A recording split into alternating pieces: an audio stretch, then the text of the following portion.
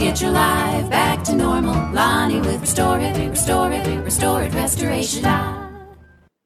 Welcome to another edition of the Service Guys podcast. I'm your co-host, Ruel Abadam, and we have on the other line our resident expert in all things cleanup. We have Lonnie Beecham. Hey, Lonnie, how's it going? It's going very well. My pants are still wet from working earlier, but that's okay. Why are your pants wet? From working on a water job. Yeah. So I had to kneel down in wet carpet. For folks who are just tuning in, who are new listeners of the podcast, Lonnie runs Restore It Restoration over at Jefferson City, Missouri, and he does a whole bunch of stuff. What is it? Carpet cleaning. What else? Water damage restoration. That sound right? Mold remediation. Yep. Mold remediation, pigeon poop cleanup, bat guano cleanup, dead animal cleanup. Actually, I'll do about anything to make a buck, but it pays better if it's something that'll kill you.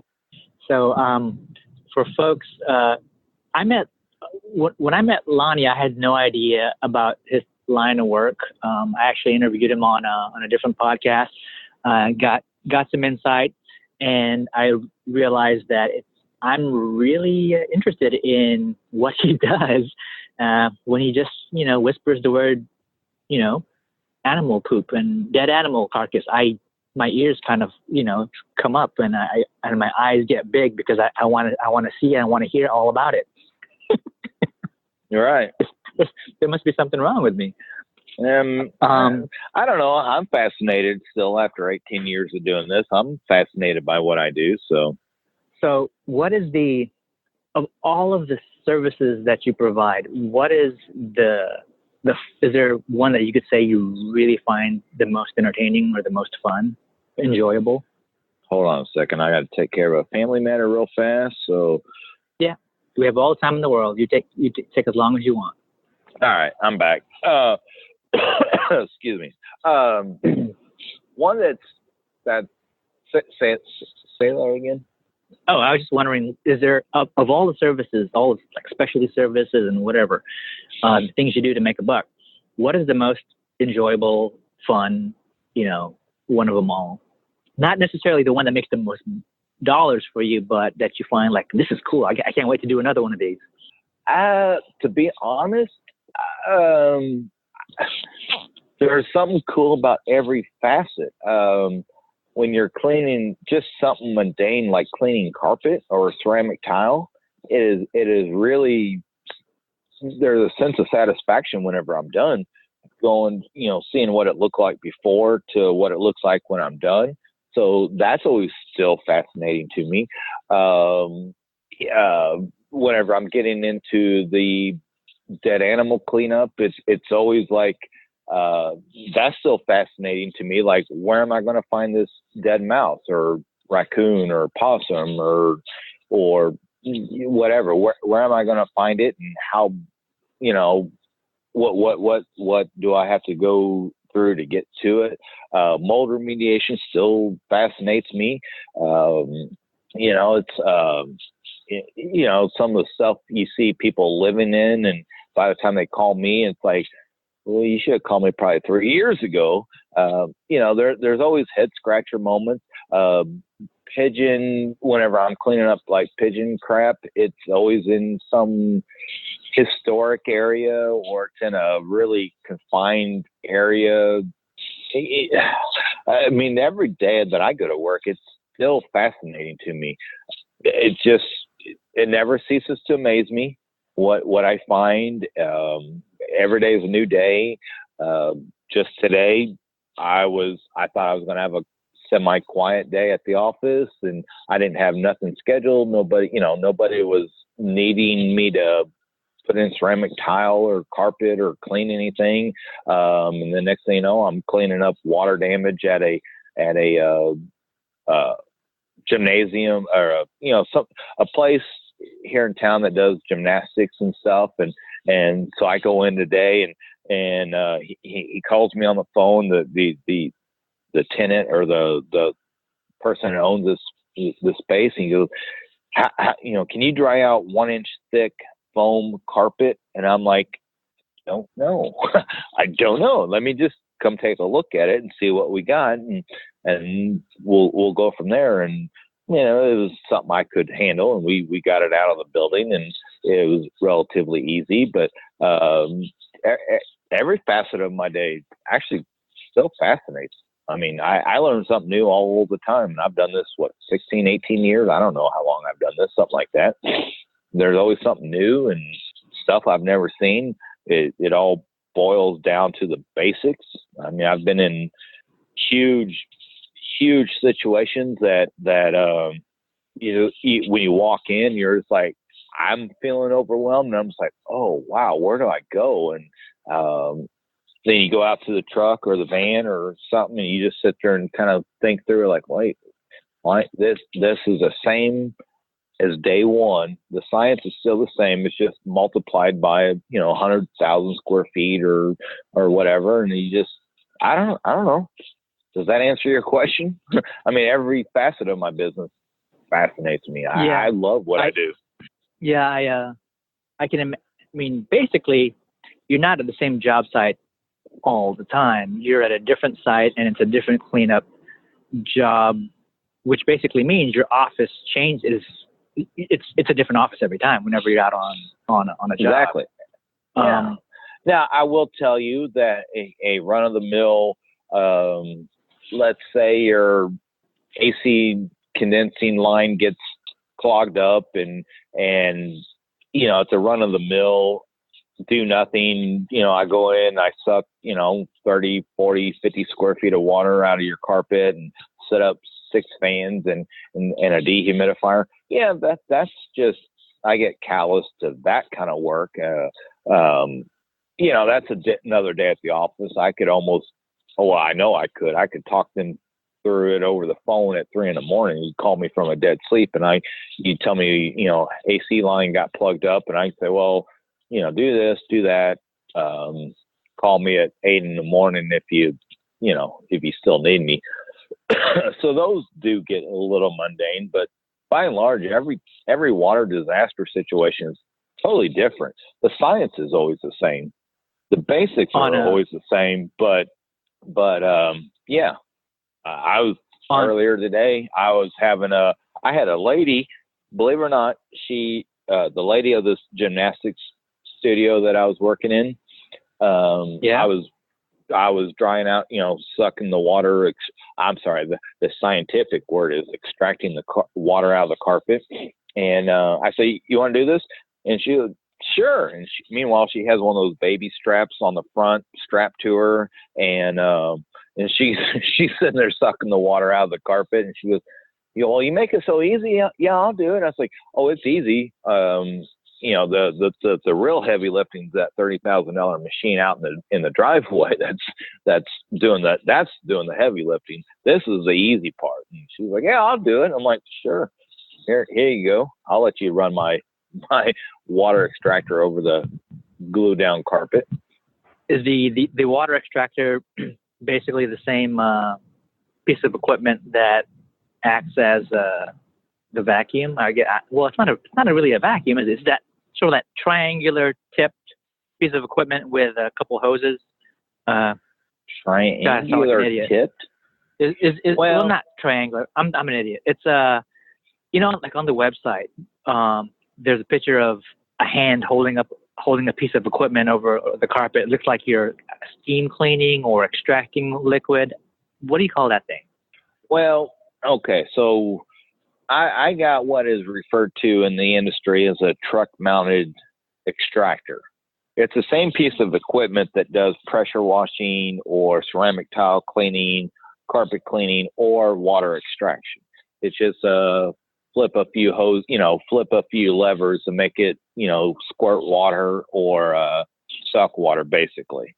And I can I can pressure wash your driveway with 250-degree water and up to 2,000 psi of water, and or I can clean your carpet with the same piece of machinery. It's just sitting in the back of my truck, and so all my water is self-contained. I arrive on your job site with self-contained fresh water, and then any water that I extract, whether I'm cleaning carpet to, suck the soap and the dirt and the grime and stuff out of your carpet.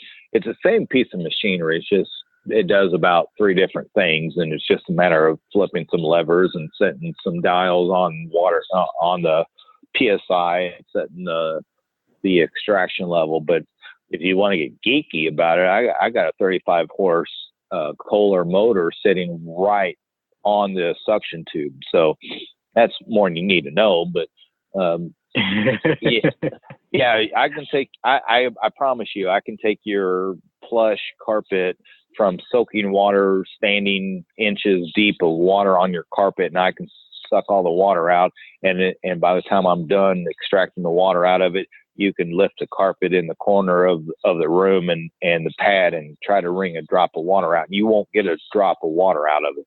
It'll be wet, but it won't be dripping water. It won't be, you can't even get a drop of water out of that carpet whenever I'm done extracting it. So you let a sound like a baby carrying a mama drive for a little bit with the equipment. Yep. Did she ask for a selfie? No, I should have taken a picture of her, but I didn't. Yeah, that'd be cool. Put it on the website or post it. I should have. Yeah. Very cool. Very cool. I'm just going through the website. Yeah. Well, you know that website better than I do. I never look at that website. Yeah, and I'm never happy. I'm never satisfied. I always want to kind of figure out. As a matter of fact, I'm going to switch gears. Can we talk about the website real quick? Sure. I'm paying you for it, and I still need to pay you. I saw your thing, and I need to pay you for it. But in fact, I can do that while we're on the phone. Oh, look at you. Well, thank you. But I wanted to talk about it because I was thinking, you must have, and correct me if I'm wrong, friends or referrals, people pick your brain about their issue, which can, be a job either for you or, somebody else, depending on where the stuff is going down. Like we had a friend in a different state from where you're at who I guess had some water damage, and you helped the friend out as far as getting a contact to help get the job done. Yeah, I've done that dozens of times every year, especially in this day and age of Facebook and social media. Yeah, I was toying with the idea. What if on the site people can reach you anyways because it's all over their website. Contact me, send me a message. But if we basically made it clear that, you could, I don't know, sort of like a call me for a quick consult type thing, and then see how much action that, or interest that would send your way. And, all in all, sort of leading towards figuring out if that is something that you can add on as an additional service. Oh, that's something we can talk about. I mean, within my circle of, social media stuff. I mean, I do have some side business going on where I do, like we've talked about, I have the same estimating software called Xactimate that every insurance carrier and every restoration professional has. And some people don't do enough water damage to justify paying the $3,500 a year to have the subscription like I do. And I mean, I do a little consult business where, for a fee, I'll do, a flat fee. I'll do, I'll do some estimating for, water damage for professionals.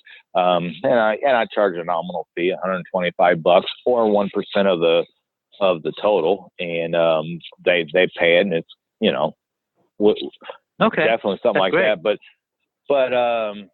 But yeah, as far as Facebook, social media friends that live in, Seattle, Washington, or Minnesota and Michigan, and, I know enough people in different regions that I can always hook them up. I can't go I can't physically get to Houston, Texas, but I can, I know people in those areas. So that's something we could talk about, doing. Yeah, because I don't, it sounds like you're already doing it, and not sure if it's something that you'd be interested in, making known on the website, because that could easily just, be a little thing here and there on the site, kind of like our friend Vinny has a kind of a phone consult sort of piece of his website. I mean, you're an expert, in a lot of the information that you share and experiences is of value, So yeah, I was just thinking, not sure how to, how it fits in what you already do and in your world. Well, I like it when people give me money. Congratulations on another recommendation and review from another happy customer. Do you know what I'm talking about? I do. Yeah. Is the cleanup job interesting enough to talk about? Oh, I guess maybe. I think I might have touched on this show or two ago. I got a call about 3:00 Super Bowl Sunday for a sewer cleanup, and this is that job I think I was telling you about, that I was in this house previously, 12, 13 years ago, and that lady left me a 5-star review, and truth be told, I haven't even told you this, but I actually chipped her tile in a little area, and I just paid to have it fixed today. But she already left me a 5-star review, and meanwhile I'd broken her tile, but I told her, I say, hey, we'll get you fixed one way or the other. We'll yank it out and replace your tile and fix it for you, and $200 later, cool. No big deal. I just wrote a check for $200 and got it fixed and taken care of, and very good customer. Another satisfied customer, and her life is getting back to normal. Had to do the tile first, and then the carpet is going in one day next week, and she's thrilled. That's nice. That's nice to hear. I wonder. I don't remember. I mean, we talk a lot about the damage and and the issue, but it's nice to hear as you walk through sort of how you actually got the customer, their life back to normal, or another satisfied customer sort of testimonial. So that's very cool. Yep. So are you? So basically, what I'm picking up on, you're kind of interviewing me today. Yeah, kind of.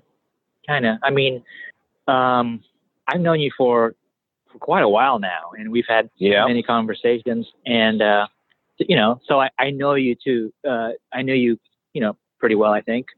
But that could easily be, it's easy to think that the rest of the audience knows you the way I do, just because, the knowledge of you is embedded in me, right? But then now, time and again, I think, well, maybe the audience doesn't really know what Lonnie does. Maybe they haven't heard because someone had just hopped on the podcast. Maybe someone's heard, but they need to re-listen because now something related has happened in their life. Maybe now someone just yesterday had a flooded basement, and they've heard you talk about floods and water damage so many times in the past, but it sort of just went over their head. But now, guess what? Now they're paying attention. Yeah, and I know I'm a niche. I'm a niche service. You don't need me until you need me, and when you need me yesterday or an hour ago. So, I do those networking meeting things where, you go in once a week and, you talk about your business and pass out referrals and stuff like that. And I honestly, I don't get a lot of referrals out of that group each week, because I know I'm a niche. You don't need me until you need me, until a pipe is broken, or you're looking at buying a rental property that has mold growing 4 feet up the wall or whatever. So Yep.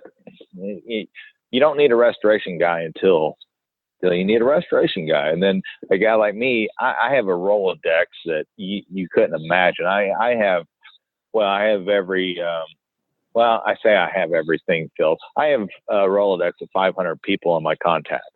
And yes, a lot of them are personal, but most of them are that one-off guy that I don't know everything about everything, dealing with a house. I got an architect on speed dial. I have, several lumber yard companies. I have a masonry guy. I have a plaster guy, drywall, or several drywalls guys, several contractor, builder, framer guys. Guys like me, we're just a walking Rolodex, basically. I don't know everything about. I know how to take plaster out of your house, but I don't know how to put it back in. I don't need to. I got caster plastering and drywall on speed dial, and that's all they do for me is plaster work. I got a masonry guy. One of the things that I do. Oh, I didn't mention this. Actually, I might not have ever told you about this. Several times a year, I deal with a car driving into a house. So I got brick guys on speed dial, and I don't know why. I don't know why that sounds entertaining to me. That's awful. Well, really, no, it is very entertaining. So actually, one of my good friends now, I met her, I don't know, 12, 14 years ago. She had somehow, she had it in drive, and she was trying to back out, and she drove through her garage, and she gunned it so much, she had a little bit of an incline on her driveway. And so she was gunning it like she was backing up. Well, she ended up driving through her garage door, through the back of her wall of her garage, and got her car nose down into the stairwell into the basement and took out the kitchen wall. Yeah, I'm that guy that does that. Holy crap. Okay, so basically it's you won't need me until you need me. You won't right. need me until when you need me, your car into the basement. Right. And I don't deal with wrecker services enough to keep them on speed dial. So by the time I got there, the car had been pulled out of the basement, basically.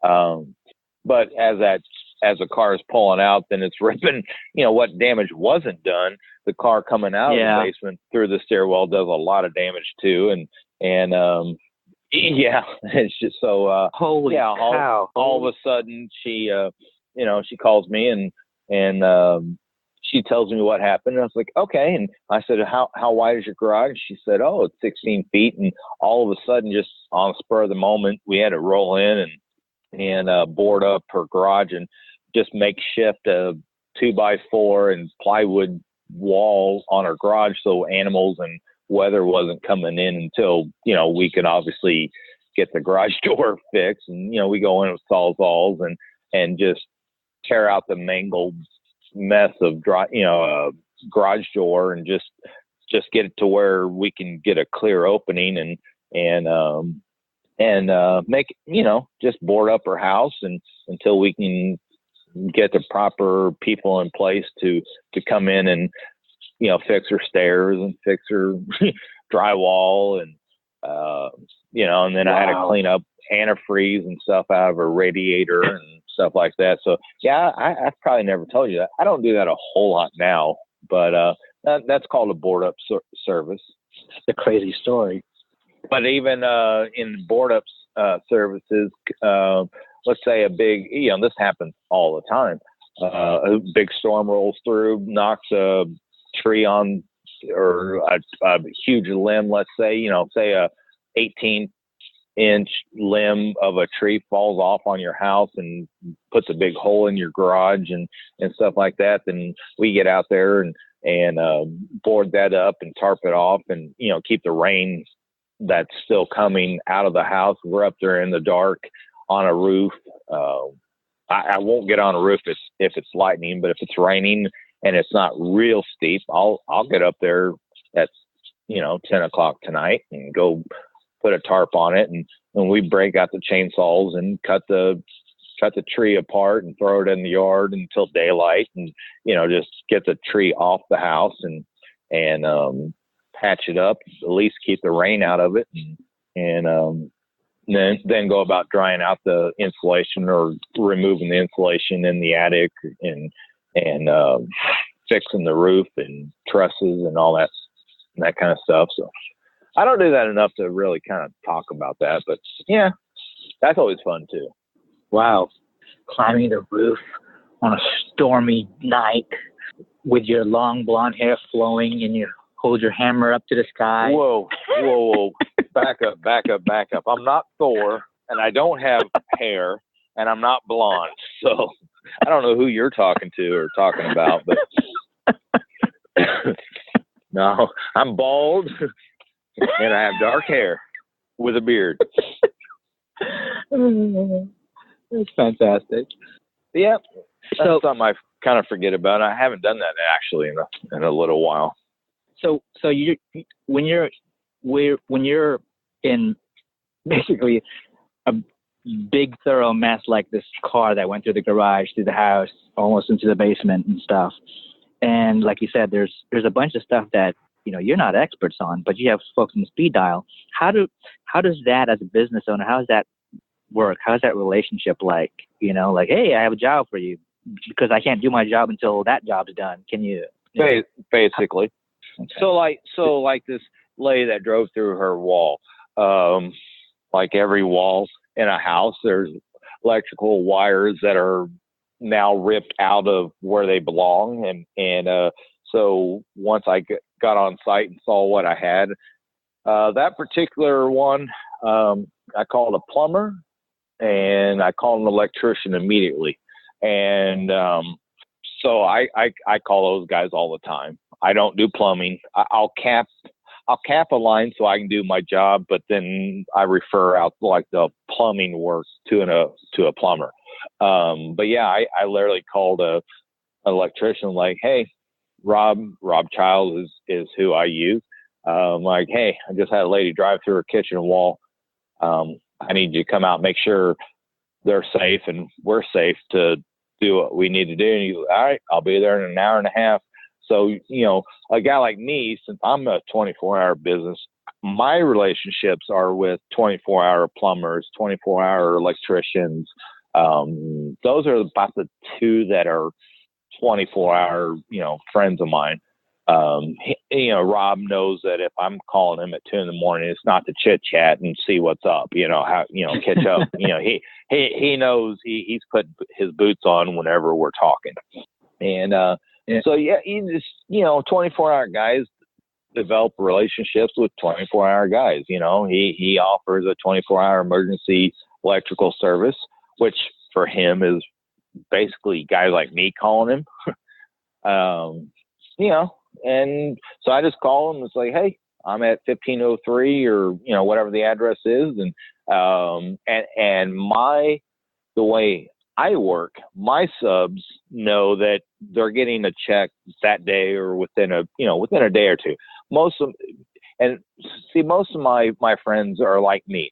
When I go to work, I go to work and then I measure and figure out what the dollars are. Same with Rob, same with Kurt Howes, my plumber.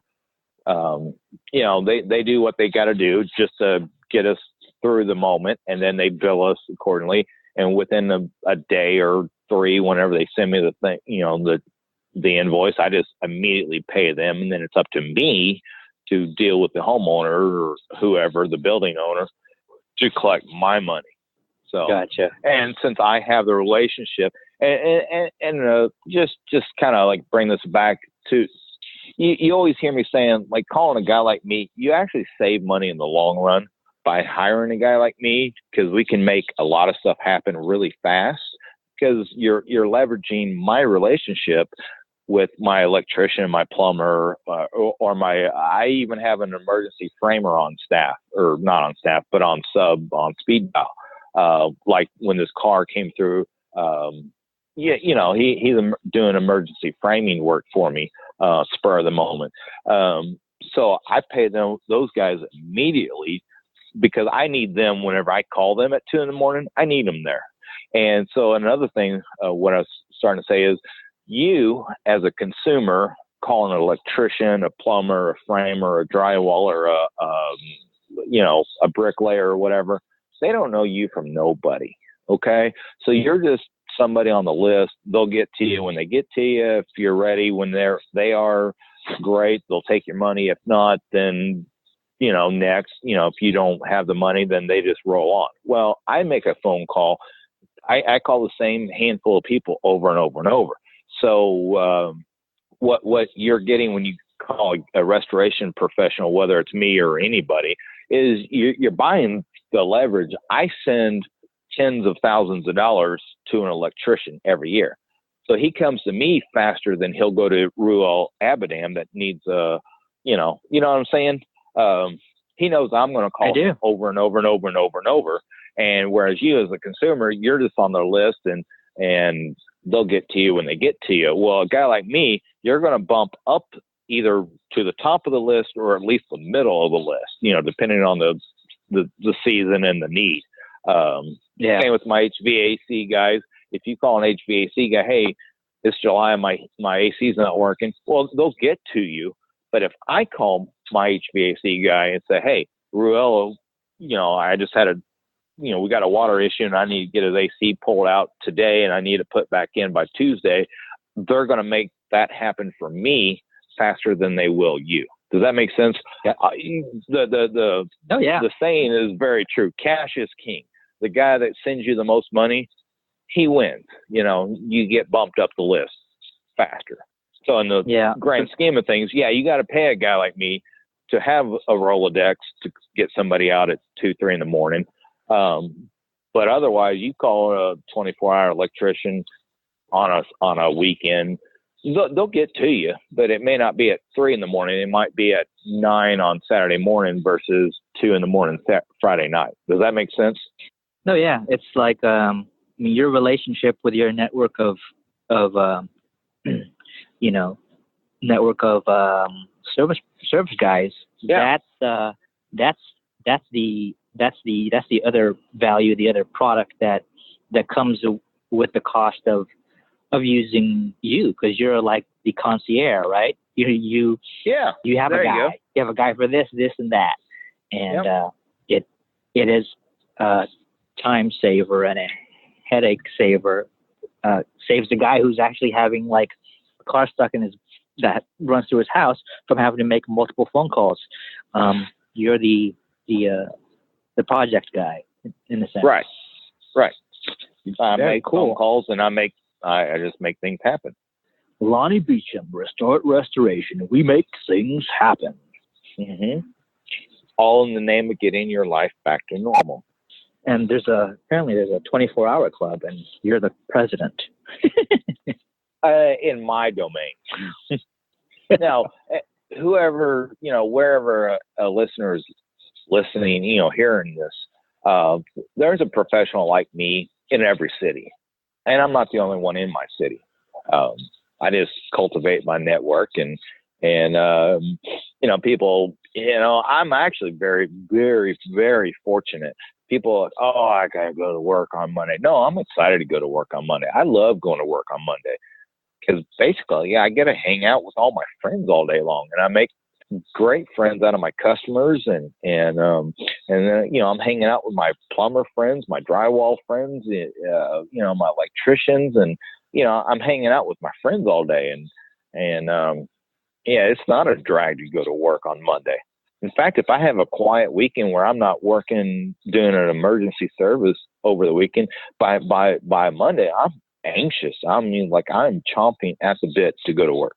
Can't wait to go to work. Have you caught The Punisher on Netflix? No, I saw it, but no, I have not looked at it. Why? I just wrapped up season 1. I'm starting season 2, and you kind of like The Punisher, right? If you're not working, you're anxious to get going. Unlike The Punisher, he doesn't know what to do when the bullets aren't flying. When the mess isn't happening, he doesn't know what to do. But when he's knee deep in mess, right? That's the job. Yeah. Then, he's at his best. he's useful. Well, I have learned over, as you know, and I'm sure the three listeners know, I have a very sick mom, and I've learned actually more in the last 3 months. Like, I need a task. I do better with a task. I don't do better with nebulous. Talk about it. Let's think about it. Analyze it. No, I make a decision, and I make a decision today. And if it's a right decision, great. I'm moving forward next week. If it's a wrong decision, guess what? I just reevaluate it and say, you know what? Oh, yeah, that wasn't the best decision, but I use what I know at that point, at that point in time to learn. I learn what what am I trying to say? I use what I know to learn what I don't know. So, I make bad decisions, and I find out within 3 to 7 days that, that wasn't a good decision. But what did I learn from that decision? I that didn't work out, so let's do this. And just, yeah.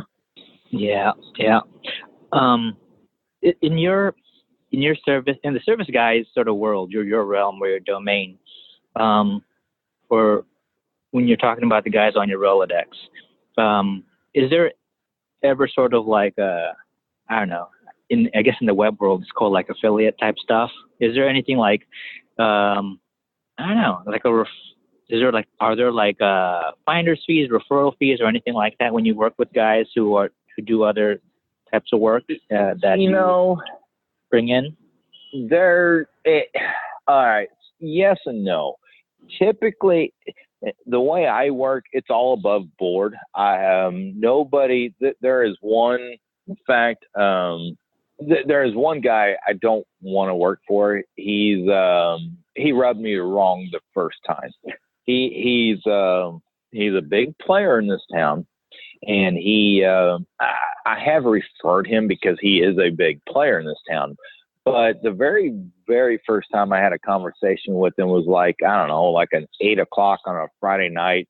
And he was going to refer me to a sewer cleanup that he was working on. And that's kind of what he deals with is sewage and septic tanks and that sort of thing. So every call of his is dealing with sewage. And he's like, yeah. I know your name. I see you everywhere. I know you're a player. I got a lead for a sewer cleanup. Are you interested? I'm like, yeah, I'm interested. And he says, well, for me to give you the person's name and address, I need 10% of the job. And I'm like, I can't give you just 10% of the job. I mean, like, what are you talking about? He's like, well, I know you guys, you insurance guys, you can pad it. I'm like, no, I can't pad a claim. And he wanted 10% off the top. Well, I'm like, I guess I can say his first name. I was like, Chuck, I can't give you 10% of a $7,000 sewer cleanup bill and write you a check for $700. A, that's unethical, and B, that could be the whole margin of my job. I can't give you $700 for this referral lead. I said, I don't mind paying you $100 for the lead, but I can't give you an open checkbook of a 10%. So there's a little bit of, I don't deal with a lot of people that hold their hands out for a referral fee. We do just contractor to contractor, especially if you're new to me, I will give you a referral fee if it's a sizable enough job. But by and large, no, I don't write a lot of checks or pay a lot of $100 bills or anything for a referral fee. Most professionals, if they're a true professional, they just go to work. I mean, I don't call electricians that don't advertise a 24-hour emergency service. I mean, I literally only know the ones that will be there at, 2 a.m. Saturday morning. And that's just their job. And they charge accordingly. I mean, a job Monday at 9 a.m. is cheaper than a job at 3 in the morning Saturday. You know what I mean? And they get paid for it. And that's why I write them a check immediately. So do I pay a direct referral fee? No. That's very, very rare. if you're dealing with a unscrupulous, I view them as unscrupulous. If you got a contractor that holds his hand out for a referral fee, they're that just screams shady to me. Does that make sense? Yeah, it does. It does. I'm not knowledgeable of what it's like to run a business in your domains, and now, when you what talk about having. What I do is I try to network with maid service people. The people that just come in and clean your toilet once a week or once a month or whatever. Now, I do try to court them, and I will offer them a one-time referral fee of 10% of the carpet cleaning for their customers. So if it's a $250 carpet cleaning job, I will pay them $25. I mean, that's a no-brainer. I will do that, and so I do get quite a bit of work from maid service personnel in that regard. Now that I will pay 10%. I will pay 20% even. I mean, think about it. A $250 carpet cleaning job that I'm going to do every year for the next 10 years. That's worth, $50 to me. Yeah. Very cool. Very cool. So this is exactly how I wanted the podcast to roll. I wrote all of these topics down precisely so that we can cover them. Cool.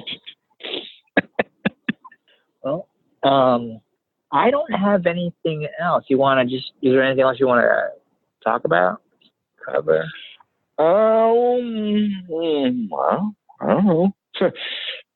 I don't know. I mean, I know you're fascinated by what I do, and I'm still fascinated by what I do, but at the same time, everything that I do is still kind of, another day at the office for me. It's just, I just don't know what, excuse me. I don't know what my day at the office looks like from day to day. It's funny. I don't know.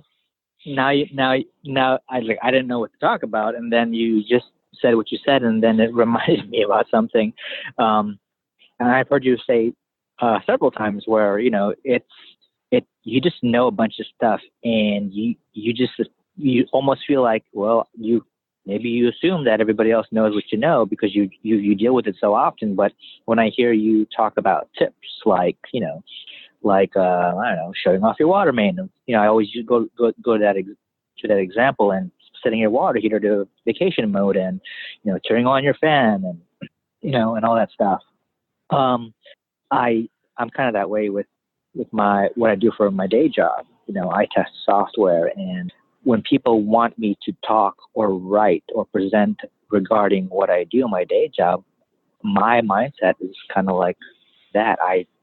I've been doing it so long that it doesn't seem like anything interesting to talk about. So if I ever need to sort of get my brain picked, I might have to interview myself just to pull it out, or maybe someone can interview me and then I can pull it out, because I need to be able to express in a good way what I do, because it's going to start to matter for people that I work around. Does that even make sense? Yeah. Well, we all get desensitized to our jobs, whatever you do, whether, it's cleaning up water and mold. I mean, I'm desensitized to that. I mean, I have to make a conscious effort sometimes. Like you can call me and you think Niagara Falls just ran through your house, and you make it sound like it's like the worst nightmare. And I get there and I'm like looking at it like, really? Like, you're freaking out about this? I can tell you. I'll never forget this. This was kind of one of those aha moments for me. So somebody, in an office environment, they had one of those 5-gallon Culligan, those water cooler things, literally the water cooler, the 5-gallon jug on top. Yep. Well, somebody knocked it over, and they're describing it over the phone, and I'm sitting there thinking, you're like freaking out about this. It just happened. And it's like, so that set me back. That was like an aha moment for me. It's like, well, these people are freaking out because yes, it was a 5-gallon water jug that hit the floor. I can literally, I could walk my 15-year-old daughter through that over the phone. You know what I mean? But to them, that was a huge deal. They didn't want mold. And yes, that's what I preach is like, yeah, a guy like me, yes, we charge for our services, but we're cheaper in the long run because we prevent mold. That's what insurance companies pay me for, is to prevent the mold. And that was kind of an aha moment for me, is that, you know, the office manager is calling, freaking out because I don't remember how they knocked this thing over, but they knocked the 5-gallon jug of water off the little stand. And it's like, really? I mean, you know, part of me was like, and I was also younger, and you know, so like, you know, a little cockier at that point than I am now. And it's like, really? You know, like, you're calling me about, you know, commercial glue down carpet with 5 gallons of water on it? It's like, okay, I'll be there in, you know, an hour and a half. Can you get here any sooner? I'm like, well, I can only load the equipment so fast and drive so far so fast. And I told him an hour and a half, thinking I'd be there in an hour. But, you know, that hour and a half was like too long for them. It's like, yeah, you know what? But looking back, yeah, that's what I do, is prevent a small thing becoming a big thing. But I get, you know, we all get calloused by our jobs, and, you know, you've ran so much code and, you know, built so many websites that you don't even think about it anymore. And whereas a guy like me, I'm amazed, like, I don't even know how to be, okay. You know, I hear those advertisements, you can build your own website. And then a guy like me is kind of like, but I don't know what I'm doing. I don't really want to build a website. Yeah, you'd be amazed. I'm working on a project for somebody I know. They need their website redesigned, and she's a designer herself. But you know, the website of things isn't her thing. She went to art school, so she can actually do like graphic stuff from that angle. You know, having formal education and all that stuff. But that's kind of where she draws the line. You know, how do you take her stuff and put them on a website? She doesn't know the website. She's attempted to years ago, and she's been running with an outdated site for a while that isn't even mobile friendly. And it's kind of funny. It's like, okay, you know, I guess I'm sort of like, kind of like you know, I'm on like all-in-one sort of thing, right? You're not just a carpet guy. You got dead animals, you got grout, you got mold, you got, you know, bat guano and all of this other stuff. You're all in one. Yeah. Listening to you just kind of reminded me. So being that I'm on the fringe of the wildlife animal control business, I'm in a Facebook group for, you know, it mainly deals with trapping animals and getting bats out of the attic and that sort of thing, which is not my gig. But I do clean up from dead animals and feces and animals trapped in tight areas. I'm a member of this group, and somebody was talking about, you know, this attic has so many bats, and so I'm going to try to sell them on bat cleanup, and then they have so much, and they're showing these pictures of. I'm looking at it from the mold aspect, and it's like, oh man, you got as much or more issues with mold as you do bats and the cleanups. And he's like, yeah, I'm thinking about going online and getting certified for mold remediation. So obviously I had to pipe in. I'm like, all right, dude, doing an online mold remediation course is about like doing an online animal control training. He's like, what do you mean? I'm like, I can take a online course and get certified in animal cleanup, but I don't know all the facts and figures about when bats mate and when you can legally extract the bats out of the house and that sort of thing. That's only something that comes from time under the belt and actual hands-on training. so you don't think I should do the online mold remediation course? I was like, no, not really. It'd be about like you, Ruel, sitting for a mold remediation online course. And yes, you can read through the data and you can, take the quiz at the end and take the final at the end. And you could become mold certified, but you're not going to have the time under the belt. You're not going to have the real world experience to know how to, it'd be about like me taking an online course on figuring out how to set up a website. Okay. Yeah. Can I do that? Sure. Could I pass it? Sure. Would I know the first thing about setting up a website? No. So this guy was like, yeah, you do raise good points, because the stuff that they teach you in wildlife training only gets you so far. I'm like, yeah, until you're standing on that 12 pitch roof and trying to, keep from sliding down those shingles and caulk at the same time to keep the bats out. I mean, until you've been there, you don't know what you're talking about. You go, good call. Maybe I should keep subbing it out until I get better training. I'm like, yeah, go to IICRC and .org and, get your training. By all means. That's how even my water damage classes, my very first basic 101 training course in water damage.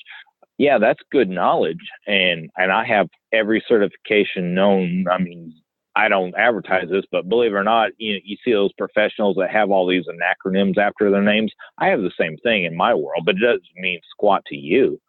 But yeah, I could legally sign my name with, AMRT, WRT, ASD, OMT, all these acronyms. They don't mean squat to you. But he's like, yeah, I guess I will take the hands-on course in the spring and sub this out. I'm like, yeah, I think you'll do better for the customer by all means. Some online course is not gonna, you're not gonna know what it means until you're standing. Even my basic water class, WRT. They teach you the science and, how to read a psychrometric chart and how to figure the grains per pound and the static pressure. But until you're standing there at 3 a.m.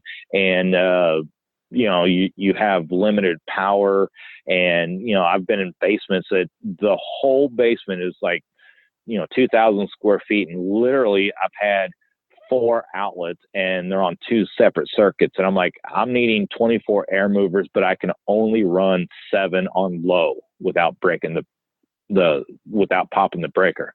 So you've been there and figure out how to make that happen. No course is going to tell you how to do that. Does that make sense? Oh yeah. It's like the stories about the guy with a degree that, joins a military service and becomes, higher ranking, person than somebody who's actually doing all the work. He just has the bucks under his belt or a degree under his belt. But yeah, I got you. Yep. So we're rambling in circles. No, no, but see, to hear it in sort of the context of the cleanup world, right? That's something that you can apply everywhere else. Well, training. And I could tell this guy, I mean, I could have told him like, yeah, so back to my Rolodex of people that I have in my phone as a contact. Okay. Yeah, you can go take a online water course. But until you're standing there at 2 a.m. and your equipment's malfunctioning or the house just doesn't work for, the equipment load that you're running through, and you don't have that emergency contact to call for an electrician. I mean, I've had to call my electrician like, hey, Rob, I'll pay you, just to talk to me, but like, tell me how to make this situation work. And, you can take an online course all you want. You can pay your $4.99 and be certified, but you don't have the list of resources that I have cultivated and developed over the last 18 years. And, I mean, my electrician, and I do pay him. I don't pay him if I call him at 2:00 on a Monday and say, hey, Rob, here's what I got. What do you think? Can I do this? He'll be like, yeah, do this, do that, whatever. I don't pay him for that, but you better believe if I'm calling him after 5:00, And I'm like, hey, Rom, here's my thing. Yeah, I will slip him $100 bill just to take my phone call. You know, I mean, that's worth a lot to me. I may not be able to bill you for that $100, but that $100, you know, that $100 is worth a lot to me. You know what I mean? Because I won't call him again just to bug him to say, now how do you plug in a 4-wire dryer into a 3-wire outlet, and you know, stuff like that I do. And I do it one time and I learn and move on. Very cool. Very cool. So why don't you wrap this thing Lonnie. up and call it a day? Okay. Hey, folks, this is another edition of the Service Guys podcast with Lonnie Beecham and Ruel Abadam. If you like what you hear and you find value in the Service Guys podcast, please leave us a rating and review and share it out with your friends. That's it. I'm Ruel Abadam. And I'm Lonnie Beecham with Restore Restoration. And I want to tell you all to get your life back to normal. Cool. Get your life back to normal.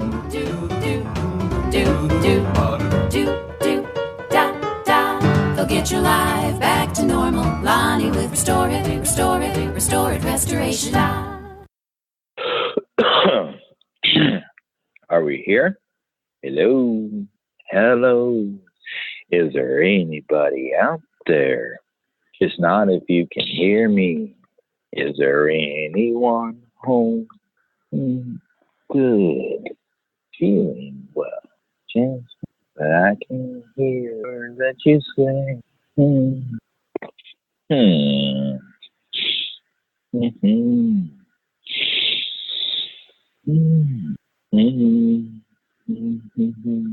I've become comfortably numb. I've become comfortably numb. Where's Ruel?